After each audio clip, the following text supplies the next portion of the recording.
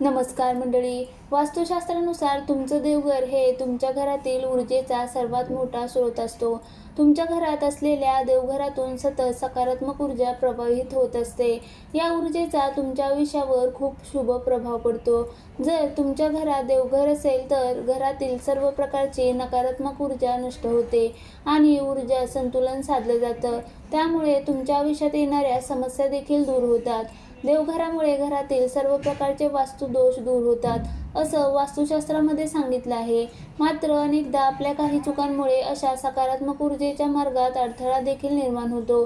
तो कसा दूर करायचा आणि देवघरातून जी सकारात्मक ऊर्जा तयार होत असते तिचा प्रभाव वाढवण्यासाठी काय करायचं याबद्दल वास्तुशास्त्रामध्ये काही सोपे उपाय सांगण्यात आले आहे.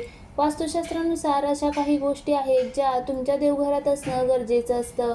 चला तर मग जाणून घेऊया वास्तुशास्त्रात नेमकं काय सांगण्यात आलं आहे. शंख. देवघरामध्ये शंख असलाच पाहिजे असं वास्तुशास्त्रात सांगण्यात आलं आहे. शंखाशिवाय पूजा पूर्ण मानली जाते. त्यामुळे तुमच्या देवघरात शंख असावा असं वास्तुशास्त्रात सांगण्यात आलं आहे.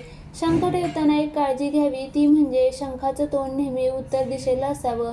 तसंच शंख कधीही खाली ठेवू नये, त्यासाठी स्टँड असावं. घंटी. देवघरामध्ये घंटी असावी. देवपूजेवेळी घंटीचं विशेष महत्त्व आहे. देवघरात नेहमी घंटी आणि शंख असावं असं वास्तुशास्त्रात सांगण्यात आले. लक्ष्मी मातेचा फोटो. तुमच्या देवघरात नेहमी लक्ष्मी मातेचा फोटो असावा असं वास्तुशास्त्रात सांगण्यात आलं आहे. लक्ष्मी मातेची नियमित पूजा करावी, यामुळे तुमच्या घरावर लक्ष्मी मातेचा आशीर्वाद राहतो. लक्ष्मी मातेच्या कृपेने तुमच्यावर कधीही कोणतेही आर्थिक संकट येत नाही. रंगनाथांची मूर्ती. घरामध्ये नेहमी रंगनाथांची मूर्ती असावी. तसेच शिवलिंग देखील असावं असं वास्तुशास्त्रात सांगण्यात आलं आहे.